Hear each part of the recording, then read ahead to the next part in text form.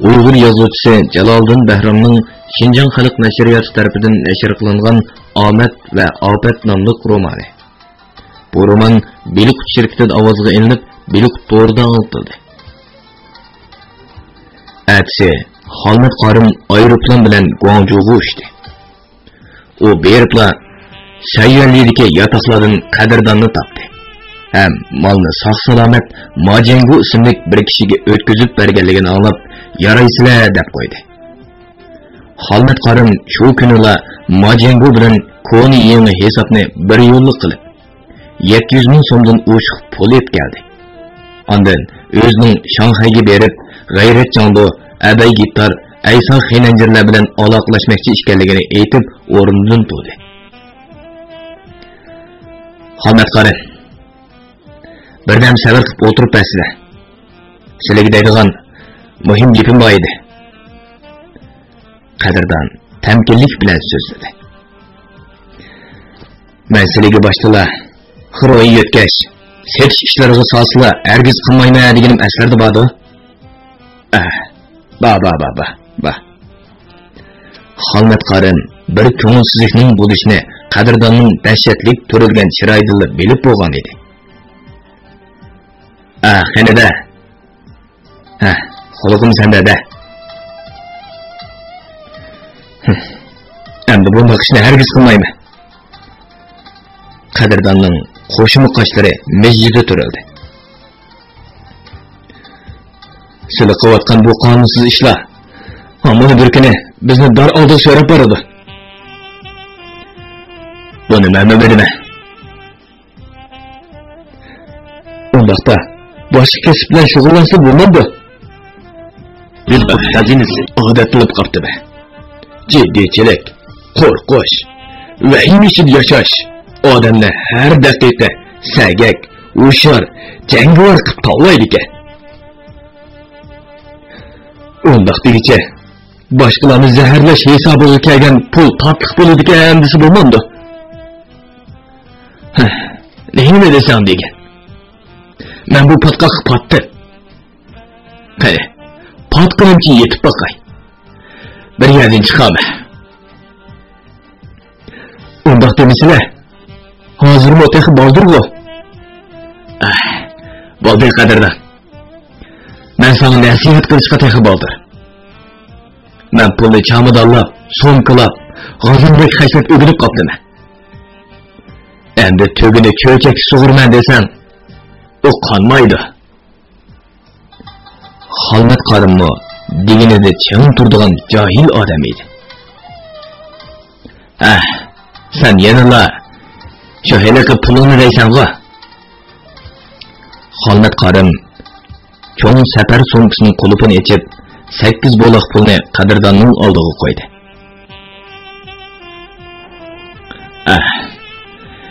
Sendan 60 ming olgan. Unuga 10 ming qo'shib 70 ming qildi. Ma'vi 10 ming bo'lsa, 2 qatimliq mol yetkash puli.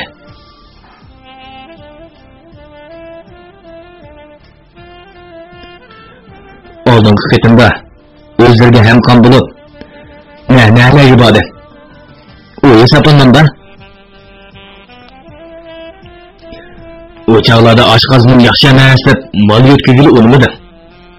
Oxirgi 2 qatimda chekilgan pulni chiqarish uchun mol yetkazdi. Emsa, uning oldidagi yarim yil sizlarga bekorga ishlabdimanda. Bo'ldi. Xafa bo'lib, bu yuntug'idek ish yo'q. Xolmat Qorim so'mkadan yana bir bo'loq pulni oldi. Ma'u 10 ming so'm bilan rozi bo'lasiz? Rahmat sizlarga.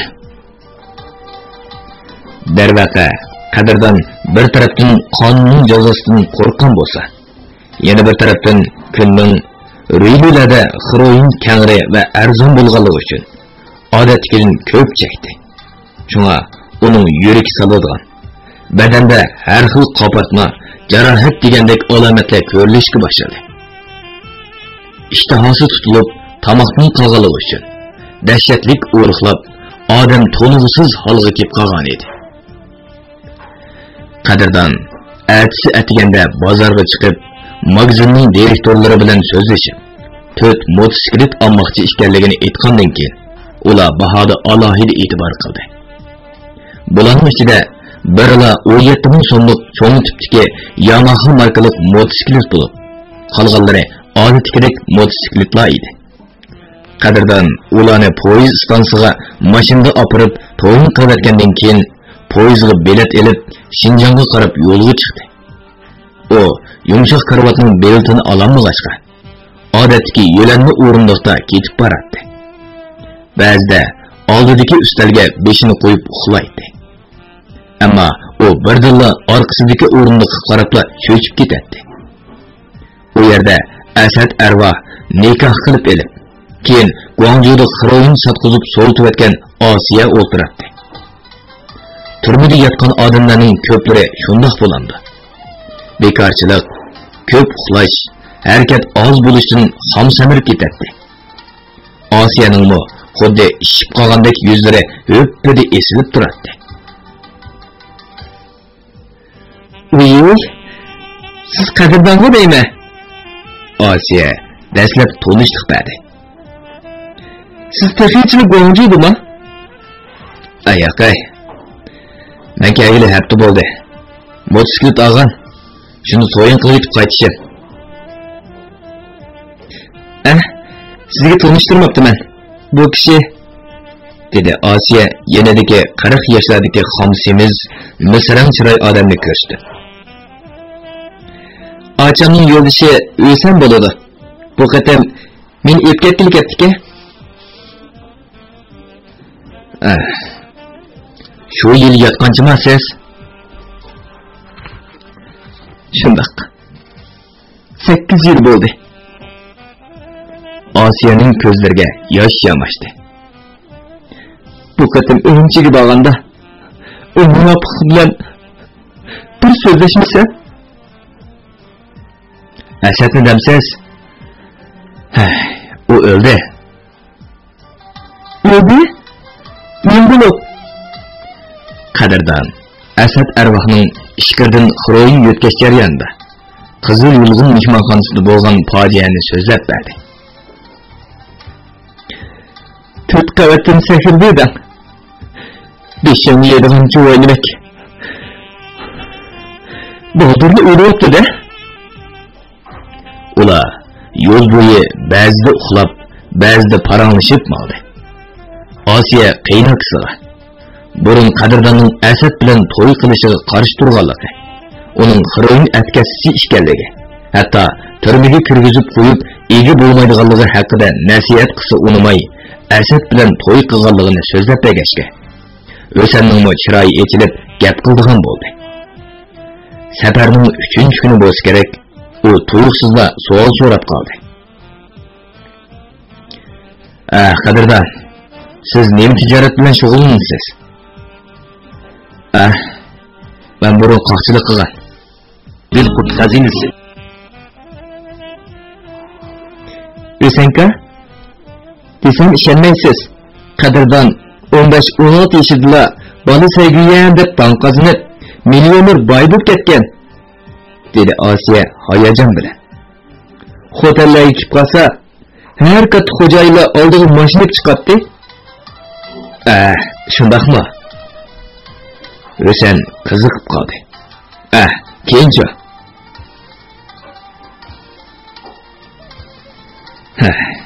Keyin O'rta Osiyoga chiqib, nurg'un pul topgan edi, dedi qadrdon ig'ir xo'rsinib. "Bir kechada yuzini niqoblab olgan bo'lonchilar kirib, butun topgan boylig'imni bo'lib ketdi. Jenimning omon qolganiga xo'sh bo'ldi." "Mana qara. Kichik turibla jiq ishlarni ko'rgan bola ekansiz." O'san tomoqim chikildatdi. "Qani, oxirim so'zlana." Shundan keyin ishqirdan xotanga motosiklet yetkazib setib tirikchilik qilyaptimi? Yaxshi. Oziyat, oson tiril deb ko'ngillarni bekor aytmagan. O'shanning so'zlaridan vazxonlik purq kep turadi. Ba'zilar bir yo'lli nurg'un pul topaman deb xroin atkazchiligi qilyotdi. Bu ular uchun intayin xatarli yo'l butu qilmay, xalqi, millati, davlati uchun zo'r ofat. Bundaq razillikni faqat vijdonini, g'ururni, insoniy fazilatni yo'qotgan iblislar qildi. Qadrdan bu gaplarni O'sanning eg'izdili anglayotgani yo'q. Xuddi g'oyibdan bir ko'ch birdek og'ziga sep qo'ygandeklar. Xinjiang yoki ichkiri o'lkalar bo'lsin, hatto chet eldimi o'xshashli ayblayotgan. Undaqda Qadrdan hamma kishining o'rtaq dushmani bo'lib qoldimi? U kichik chog'larda qalbi estetik tilaklarga, ajoyib orzu havaslarga to'lgan bir bola edi. U Xroin degan la'natgardiga oshna bo'lib, xalqning nafratlik dushmani bo'larman deb o'ylamagan edi. Yo'q. Amsa nima uchun bu iflos batli patqa qipatdi? U yoshlik bo'stoniga olgan tunji qadami xato bo'ldi. Oshu bir qadam uni jangili mazondorimga elib kirdi. Asad arvoh qiziqtirgan yiliq kecha xato olgan birinchi qadam edi. Yoshlikda bo'libmi tunji bahorda olgan xato bir qadam nurg'un deshvochiliklarning homiysi bo'lib, u odamni bir umr pushaymonga qoldirdi. Qadrdonning o'kinish, pushaymon, ochiq xotirlarga to'lgan xiyollari ta Xinjiangga kirguncha davomlashdi. Xinjiangning nishoni uchun beriladigan Xinjiang azaldan bir yaxshi makon naqshisining xanzochisi poyezdning hamma vagonlarida birdek yangradi. Yo'lovchilarni hayajon bilan Xinjiangga keldik deb cho'rqirashdi. Ammo sirt qorong'u bo'lg'achqa hech nimani farq etkili bo'lmaydi. Qadrdon derazaga yuzini yiqib qaragan sari ana yurt osmonining qorong'u bir yerida Madina, mehribon, so'l oyla uningga kulib qaramoqda edi. Bas-basda yaxshi tilak, ulug' istaklar tilaydi. Endi Qadrdon uchun bir Xroin oshnasi uchun tilak, istaklar nada turibdi? Ash Xroin degan nejis uning teniga ro'di paydek chaplashgan ekan. Tangri teg'dak tilak, istak, omad tilagan taqdirdimi? Bo'rondagi talqondek, bahordagi chechakdek, tongdagi tomondek, kash ko'zdagi to'zg'oqdek to'zib ketadi. Xroinning insonga ilib keladigan omati shuningdan iborat. Madina, mehribon, so'l oy. Endi sizlar behuda ovora bo'lmanglar. U tasalliga, nasihatga, chiroyli ko'ngil yasashinglarga muhtoj emas. Uning birdan bir oshnasi yangi Xroin. Lekin bu mehribon qizlar yulduzlar orasida yanada qadrdonga tikilib turadi. Xudoya tova. Ko'ngil degan zodi qandoq narsadir? Tarixdagi narsadan xo'sh bo'lib, buning osmonga taqashqidek bo'ladi. Qarmoqning qasirqidek xopliqdan yo'qolib ketsa. Ko'ngilni shishidek nozuk deyishir ekan. Bu rostmidir? Amsa ba'zilar ko'ngilning kayniga kirib, aqlga sig'mag'idek nashoyin ishlarni qilib qo'yar ekan. Bu qanday ish? Undaqda ko'ngil degan tog'i nozuk, yuzi qalin birning o'xshamamdi. Ammo o'g'ri, qaroqchi, hatto otisini o'ltirgan qotilg'imi bir umr ishqini bergan ayollarni nima deyish kerak?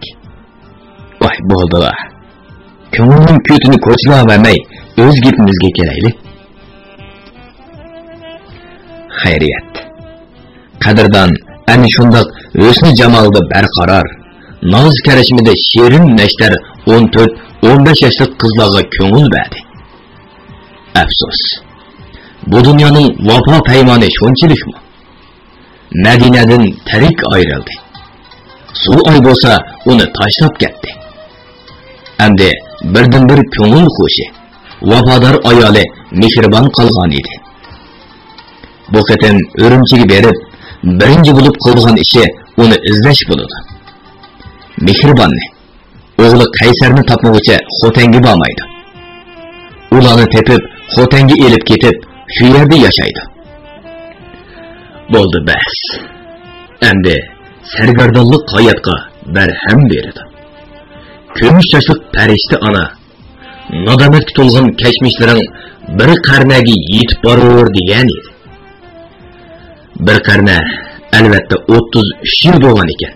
Dilqut Qadirdan hozir 27 yoshga kirdi. Endi u hayot qismatlari qaror topgandi.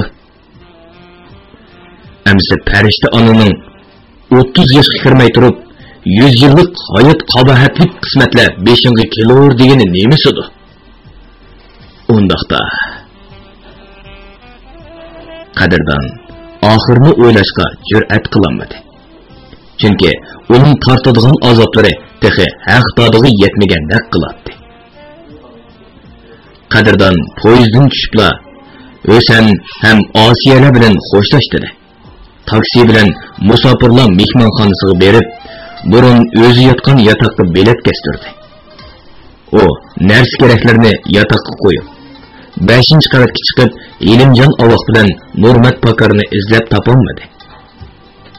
Ular balkim qoq bozorlarda bo'lsa kerak. Lekin Qo'ng'irtosh, G'arbi diyor, Doxiyan, musulmonlar shirkatlari qatorliq to'p setish bozorlarining qaysisida ekanligini belgili bo'lmaydi. Ular qaysi bozorga mol ko'p kirsa, shuningga yo'tkilib turadi. Qadirdan kechki tomoq yetgayicha ularni kip qola degan umidda do'stlik oldiga piyoda keldi. O'z uyi bor xalta ko'chaga kelganda birdan to'xtab qaradi. Lekin kirmadi. Mashadimmo o'zining 2-qavatdagi uyini ko'rib, ko'ngli bir qismini bo'lib qoldi. Qadirdan kavobchilar qatoriga kelishi. Kavobchilar bas-basda xaridorlik qilib chaqirishadi. Biroq kimdir biri uni Qadirdan deb chaqirishi. Darhol qayrilib qaradi. O'smarxon jannat ne'matlari oshxonasidagi qo'rimichi ustam Kozimni ko'rib qoldi. Qadirdan uning bilan salomlashib ahvollashdi. Kozimning do'stlikda cho'ng kavobxonasi bo'lib, kavobdan atrofidagi o'chiqchilikqa 8 shira qo'yilgan edi.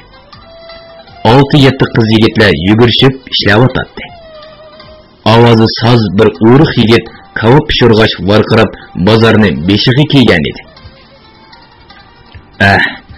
Yurma, do'konni chekkirib o'tirayli, dedi Kozim Qadirdanni boshlab.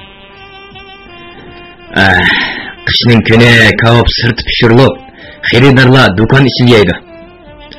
Yozning kuni bo'lsa, o'zingiz ko'rdingiz. Hamma ish sirti bo'ladi. Kozimka, ishingizga daxl qilib qo'ymayjimi? Ish ustida ekansiz, men menga beray. Voy, men xaridorlardan pul yig'ima. Aramizda namoz o'qiydigan bir qiz bor. Shuni topshirib qo'ysam bo'ladi. Kozim chiqib ketib, birdan chaynak bilan 2 piyola ko'tarib kirdi. Choy qo'ydi. Ular choydan o'tlag'ach, ko'ni yangi xamonlarni so'rib turishi. Non bilan kavobni kirdi. Qadirdan ilang. Qo'rsoq achidan vaqtim bo'lib qoldi. Ular qani elang, sizmi omimsiz degan takalluflar bilan non va kavobni mazza qilib yeyishdi. Orqa-orqadan otning qanidek damlangan choydan ichishdi. Kozimka, jannat ne'matlaridan qachon chiqib ketdingiz? Dedi Qadirdan. Bu yerda bir obdan tijorat boshlayapsiz.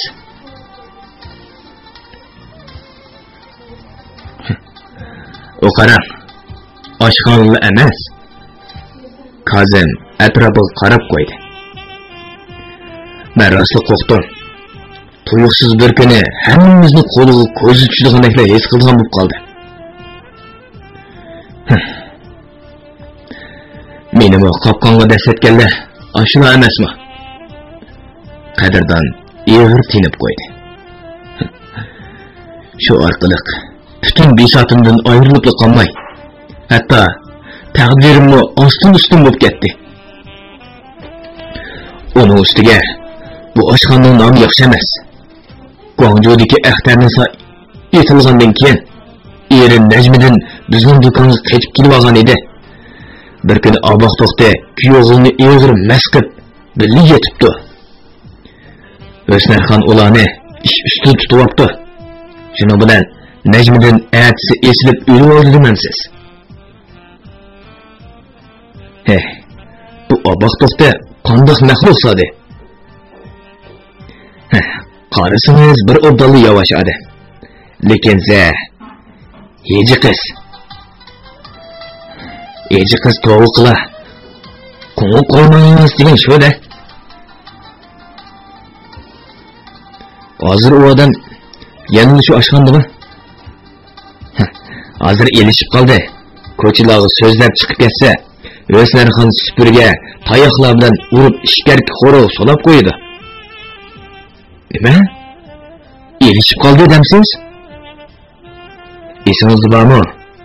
U heliqda meyib bola Ismoilni do'raydi-ku. Hozir oshining o'ng'ili bo'lib qoldi. Putqo'llarining tortishib, harrang sarrang menishlari, og'zi burunlaridan suv eqib, maydonlarni ho'l qilib o'tishi o'xshash. Ya Allah, to'g'ri desak bo'ladi-mi bu alomatlarga? Hozir oshxonada kimlar ishlayotdi? Xemir so'zdigan bir ustam, qo'rin qo'riydigan bir ustam qoldi. Ondan mulozimatchidan 2 balni ishlatyotdi. Kazim choydan bir o'tlab qadrdonga tikildi. Qadrdon, 1,5-2 yildan beri nelar yedingiz? O'rta Osiyo, undan keyin Yunnan, Guangzhou, Shanxaylarda bo'ldim. Mening bunday so'rashim qarang. Mehribon bolasini yetlab yurib, sizni ko'p izlab ketdi. Kazim sal turib olgan edi. Hatto u sizni izlab, jannat ne'matlari oshxonasiga keldi. Nima? O'smarxon uni urib ketmadimi? U qizmi bak aqlliqka. Kazim kulib qo'ydi. O mening erim Qadrdon degan bir yigit bilan ishkirga kirib ketgan. Necha yil bo'ldi chiqmadi. Anlasam Qadrdon sizning kuyovinglarga, shunga ularning xabarini uqay deb kelib edim deb faqatla chandurmadi. Lekin sizning bir chaqda degan gapingiz esimga kelib, u qizning oldida chiqib yo'lni to'sdim-da. Siz Qadrdonning oyog'i mehribon bo'lisizga deyman deb edim.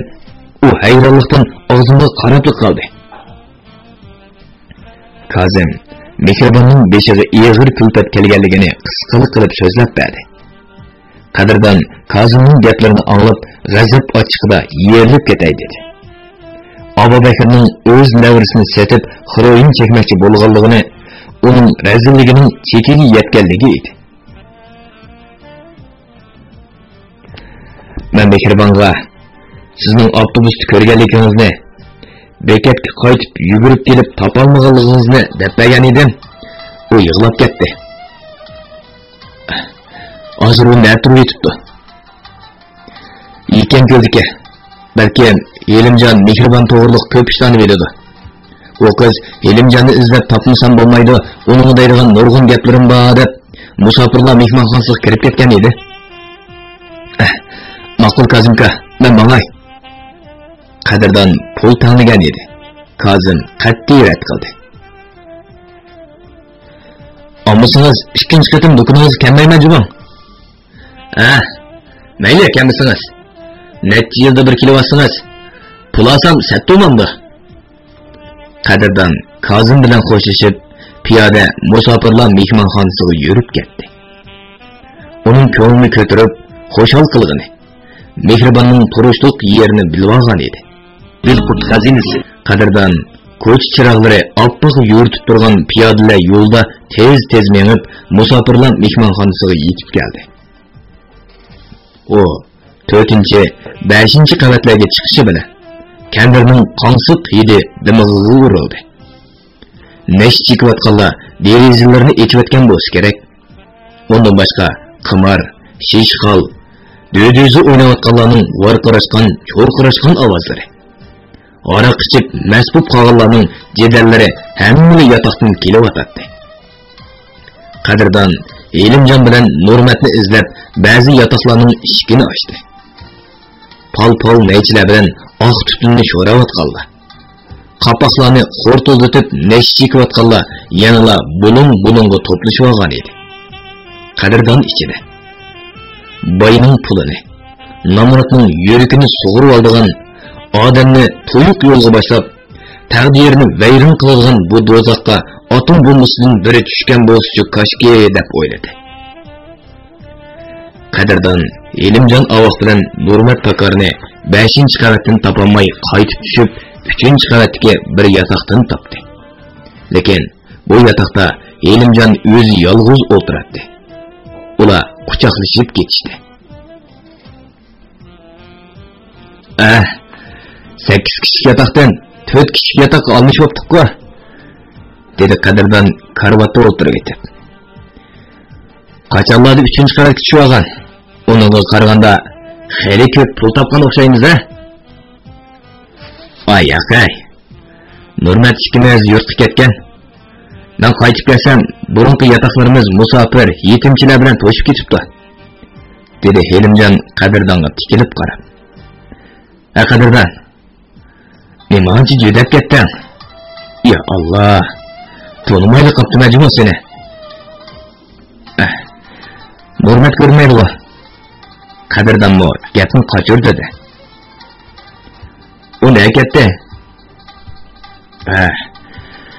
U yurtda qoldi. Shu yerda ushoq tijorat qilyotdi. Nima ish qildi?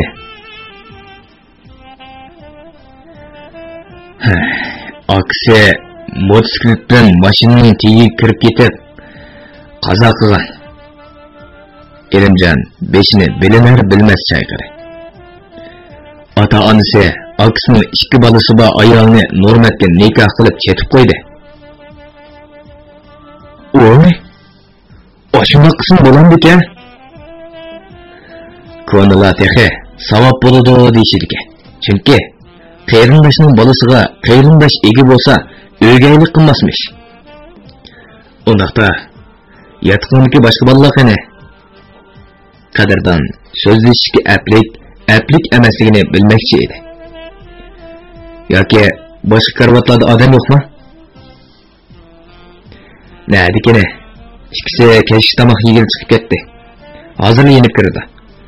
Biri 5-qavatda qimar o'ynayotdi. Amsi yura. Bizning yotoqqa kirib azroq faranglashayli. Mayli.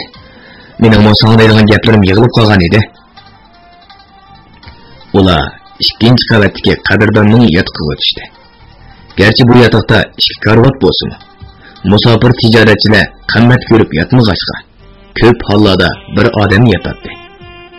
Elimjon kechki tomoq yeb bo'ldim degachga Qadrdon choydandan uningga choy qo'yib berdi.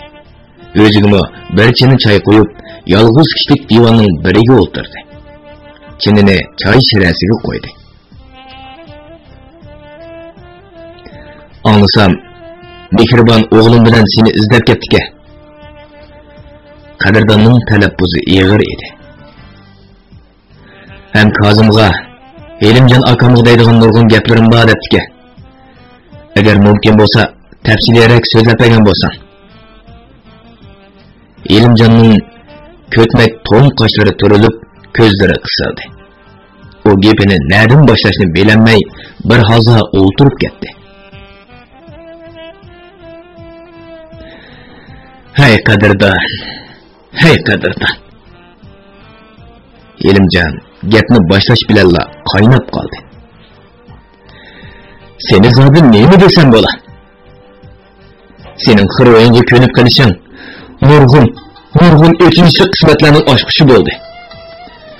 O'smarxon qizni tortib olish va pulini bermaslik uchun seni turmada chertib etmoqchi bo'ldi. Abobahri bo'lsa, mol dunyoning qo'yda seni so'yitib etish uchun o'zining kavlak xiroyining orqali suiqasd ishlatdi.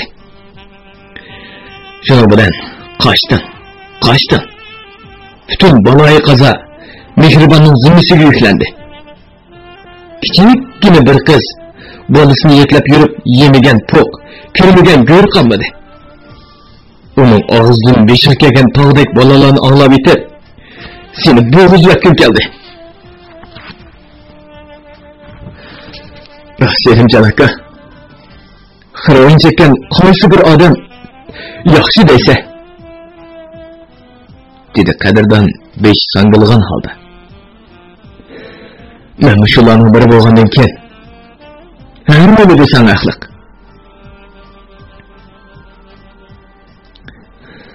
Men eski, men yomon, men badbaxt deyish bilan Mehribonning yuragidagi yarni saqaytib bo'lmaydi.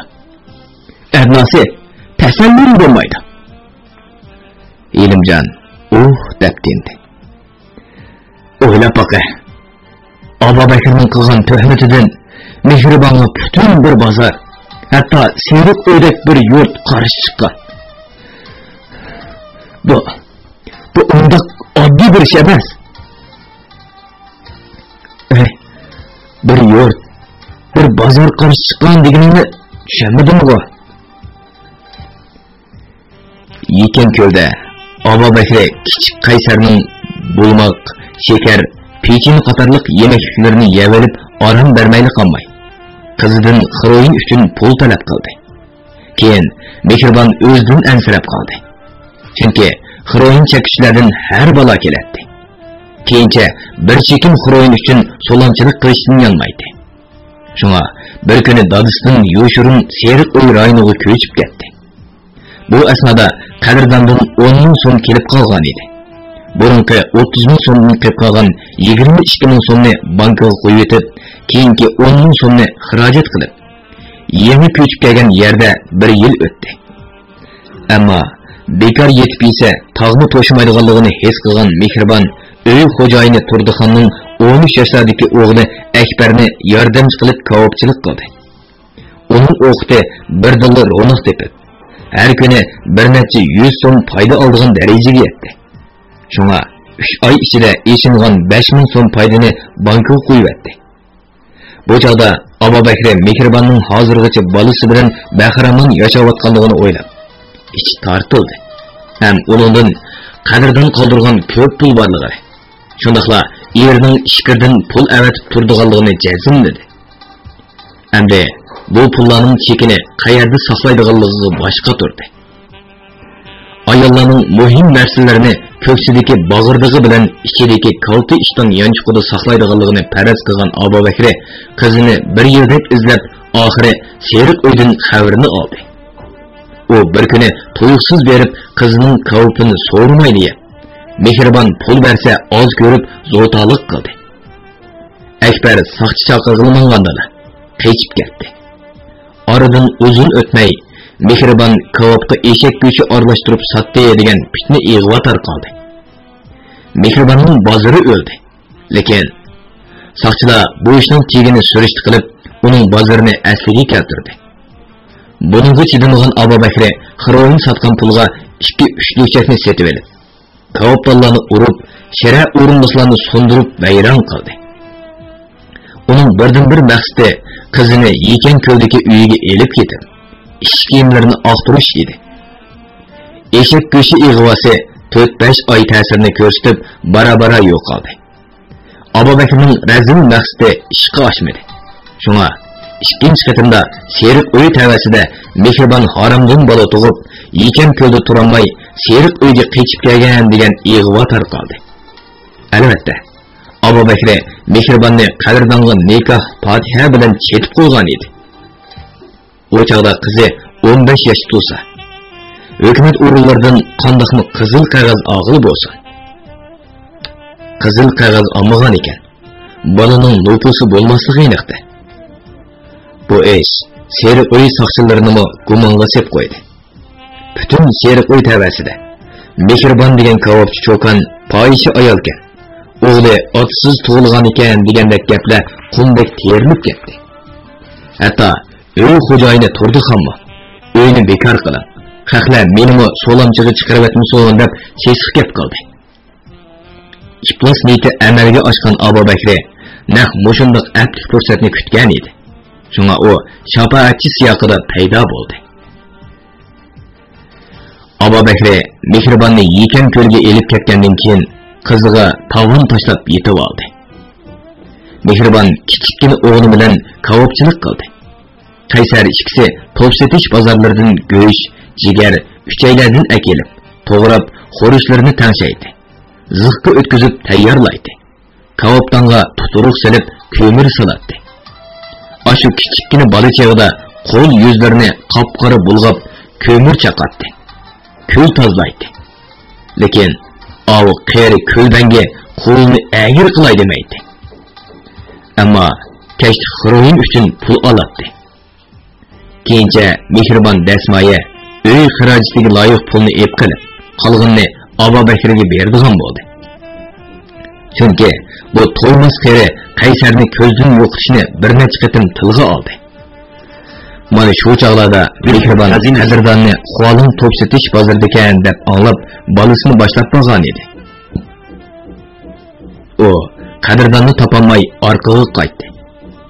Avtobus bekitiga bolasini yetlab ketayotganda, Xualinga ketayotgan qadrdon ularni avtobusda ko'rib qolgan edi. Azaldan qismat ashundoq yezilgan o'xshaydi. Ayolim balam deb necha yil hijron nadomatda o'rtalgan qadrdonga Xudo ularni bir ko'rishga nasib qildi. Bumi bir xiroyin bangisiga qilgan Xudoning iltifoti. Buningga qadrdon shukr sano etmasa bo'lmas. Xayriyat. Mehribonning har kuni chekishga loyiq berayotgan 250-300 so'm puliga qanoat qilmagan Abu Bakr Mehribonning dori ichayotgan chaynikiga uxlash dorisi serdi. Uni behush qilib, kichik Qaysarning oldida qizini yalamashtirdi va ish kiyimlarini soldirib, bag'ardig'ini yulib elib, ulardagi 27 ming so'mlik ikki chakni qo'lga oldi.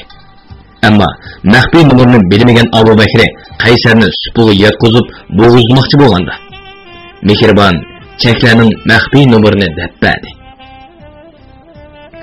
Elimjonning so'zi oxirlashib bo'g'icha.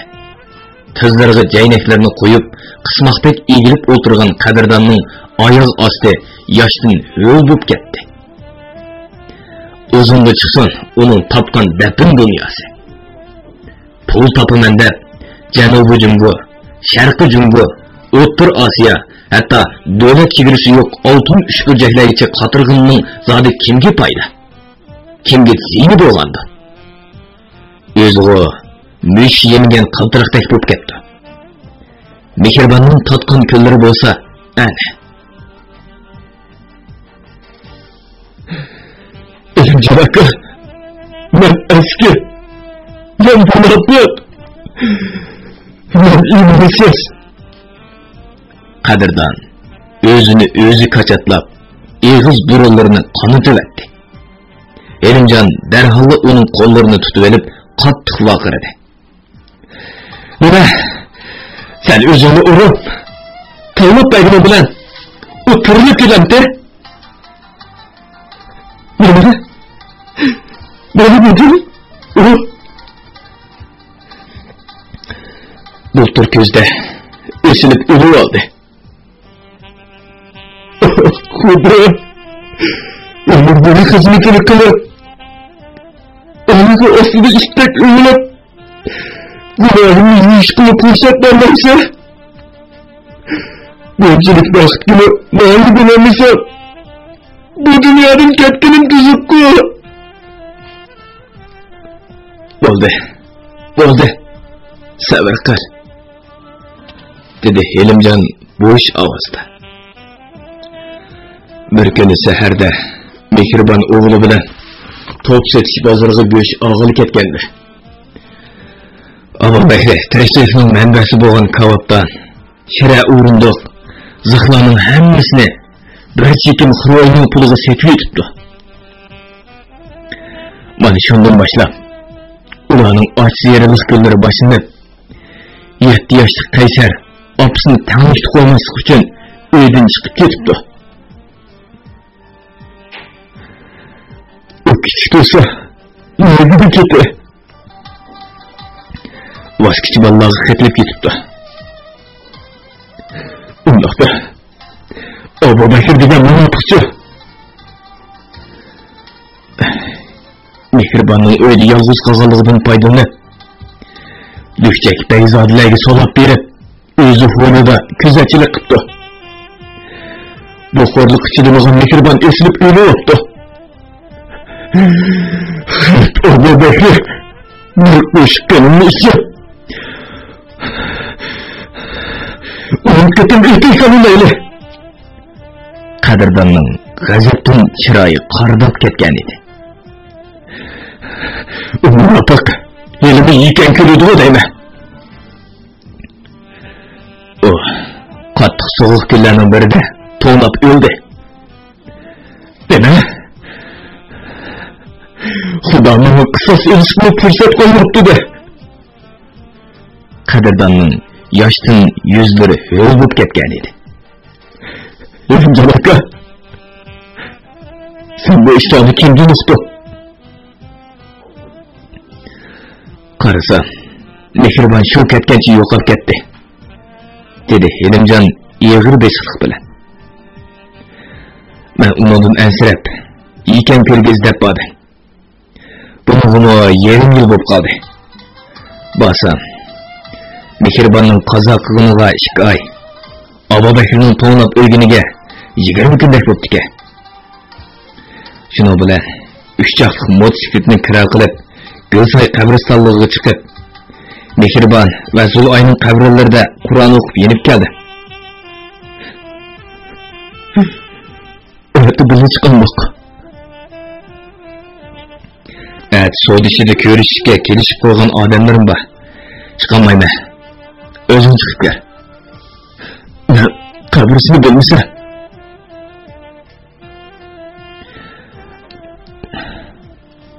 Qabristonlikda qiroat qilib pul topadigan qiyari yosh qarimlar jiq.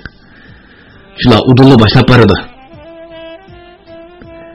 Qadrdon atsi atigan 1-yo'l avtobusiga o'tirib Do'nko'rikka tushib qoldi. U yerdan 16-yo'l avtobusiga tushib, Soqchi maktab oldida mashinadan tushdi. 3 chaqliq motosiklet orqali Gulsoy qabristonligiga yetib bordi. Rost degandek, qop-qora, tembel yosh bir qarim mehribonning hech qanday belgisimi yo'q qabrisiga boshlab opirib qiroatni boshlayapti. Qiroatning miskin ko'ngillarni azgidek mungi qadrdonning yurak bag'rini eritib, ko'zlarini yoshga to'ldirdi. U qiroat tugagicha yoshlarini to'xtatmadi. Qiroat oxirlashib, har ikkalasi qo'llarini duoga ko'tarib, marhumaga jannat ato qilishni tiladi. Duodan keyin qadrdon qabrini quchoqlab bir hazilni yosh to'kdi. Qarim uning qo'ltiqidan yo'ligandilar. Ondan o'rnidan turdi. Qarimning haq talab qilib, mushundoq mehribonlik qilayotganligini bilgan qadrdon uni Zulayning qabrisiga boshlab oparib, u yerdami qiroat qilgandan keyin Qarimga tegishlik pul berib rozi qildi. Qadrdon qabristonlikni boshqarish ishxonasiga kirib, ikki qabriga mahbara qotirish va oldiga obida tosh bekitishni 5600 so'mga kelishdi. Lekin obida toshga uyuldigan xatning har bo'g'imiga pul hisoblab olg'ashqa, uningga ayrim to'ladi. Ishxondagilar ikki oddiy belgi taxtining biriga Zulay, biriga Mehribon deb yozib, qabriga sanjib qo'ygandan keyin qadrdon shaharga qaytdi. U Sanshxonsi Do'nko'rik atrofidagi vosqichilardan Qaysarni surishti qilgan edi. Ular tunimaydiganligini aytishdi. Lekin yana ham yo'li do'qnishidagi vosqichilar Qaysarni tuniydiganligini ham birga o'qit qildiganligini deb berishdi. Ularning ichidagi cho'ngaroq bola Do'smat Nur ularning ota-onasi bo'lg'ashqa, u Qaysar to'g'riliq xeli tafsilroq so'zladi. U biz bilan ishlaydi. O'zi tetik, chaqqon, hushyor yetim bo'lg'ashqa, biz uni oslanchoq deydik, dedi Do'smat Nur. Lekin u bo'g'isi to'nab o'lgandan keyin bir kechada og'inlar bilan yo'qolib ketdi. Og'inlar bilan? Shundoq, Akbar, Rishot, Malik degan og'inlari bilan biror oshxona, kabobxona yoki restoranlardan ish topdimi uqmudiq, ammo izdiroksiz yo'qoldi. Qadrdon shu kuni tushdan keyin poyezd stansiyasiga berib, to'yin qilingan 4 motosikletni so'rashdi qildi. Xodimlar 2 kundan keyin keling degashga, Qadrdon yana 2 kungacha o'g'ilni so'rashdi qilib, bo'lmagan yeri qolmadi. Lekin derikini ololmadi. Shunga motosikletlar kelgan hamon Xotanga to'yin qilib edi. O'zi aeroplanda yurtga oldi. Eng oxirgi umidi, xushallig'i va baxt saodati bo'lgan mehribon va qaysardan ayrilgan Qadrdonning ko'ngli necha yil suv ko'rmagan bog'dek top-taqir bo'lib qolgan edi. Belqut shirkatida ovozga ilinib, Belqut to'rda anglatilayotgan Uyg'ur yozuvchisi Jaloliddin Bahramning Xinjiang xalq nashriyati tarafidan nashr qilingan Omad va Ofat nomli romanini bugun mushargacha anlatdik. Davomini atidagi anlatishimizda davomli anlatamiz. Bu roman Xinjiangning har qaysi joylaridagi Xinhua kitobxonlarida sotildi. Do'stlarning setib olib, saqlab qo'yishini tavsiya qilamiz.